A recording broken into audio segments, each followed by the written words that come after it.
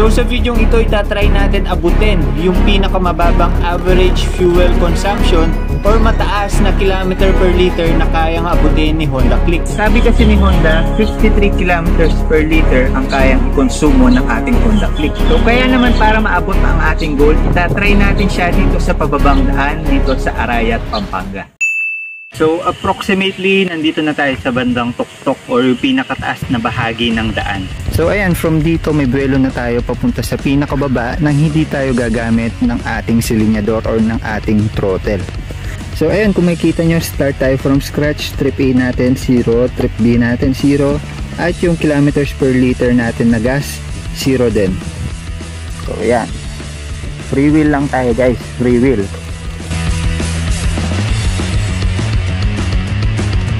So ilang sandali pa lang lumipas, tumaas ng 28.1 at 99.4 yung ating kilometers per liter.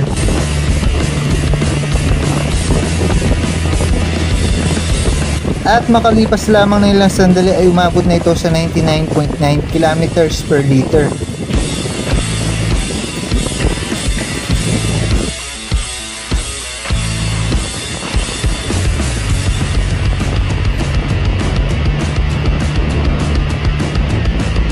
Kung makikita nyo, nasa peak tayo guys, 99.9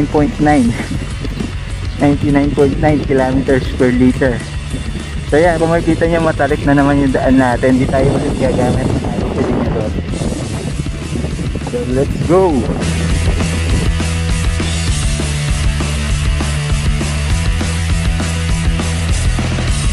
So yan, as of now, steady siya sa 99.9. By the way pala guys, yung ginagawa natin ngayon is free wheel na andar. Ibig sabihin, kahit di natin pinapaandar yung silinyador, gumagana yung ating sasakyan dahil sa gravity. So meron din pagkakataon na nakakapag free wheel tayo kapag nanggagaling tayo sa mabilis na takbo.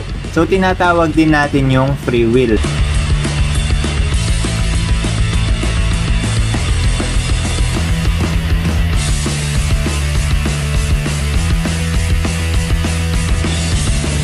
So ang isa pa sa paraan upang mapababa ang ating fuel consumption ay sa pamamagitan ng marahan na pagpihit sa ating silinyador.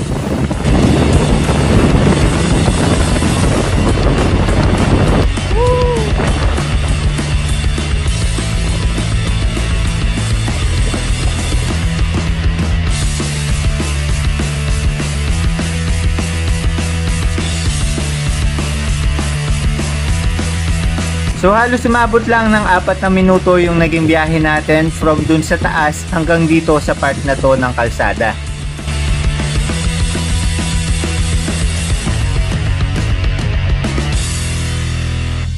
So ayun, approximately 99.9 kilometers per liter yung naging takbo natin, average kilometer per liter. Tapos umabot tayo ng 2.1 kilometers. So yung haba ng nilakbay natin na yun na pababa, 2.1 kilometers. So yan, trip A, trip B, parehas sila. So yan, ito na yung naging ano natin guys, makikita nyo, 99.9 kilometers per liter. Sobrang taas. So nung nakuha na natin yung resulta ng pababa, inisip ko naman kung ano yung magiging resulta kapag paahon na yung tatahakin nating daan. So ang ginawa ko ay sinet ulit natin yung trip A at trip B natin para makakuha tayo ng accurate.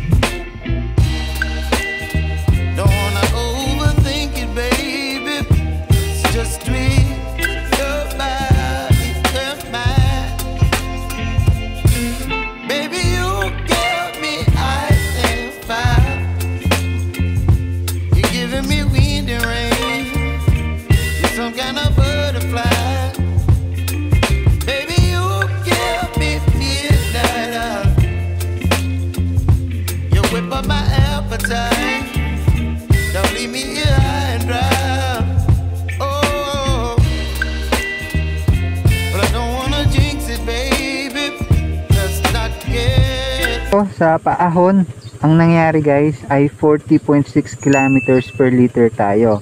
Tapos yung takbo natin is nasa 30 kilometers per hour lang kung nakita nyo kanina. So ang layo ng difference natin, 40.6 paahon tapos 99.9 sa pababa. So ayun, for conclusion natin, makikita natin yung difference ng paahon at pababa. Sobrang layo ng difference nila. So minsan nagdedepende talaga yung fuel consumption natin or yung average kilometer per liter na nagagamit natin sa mga kalsada or depende sa kalsada na dinadaanan natin. At yun, isa pa guys, yung 99.9 kilometers per liter natin, yun na siguro yung pinakasagad na kayang i-read ng ating digital panel.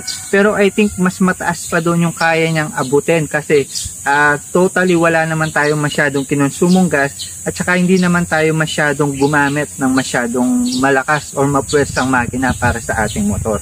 So ayun lang po para sa ating video. The more you click, the more you know, usapang fuel consumption. Bye-bye.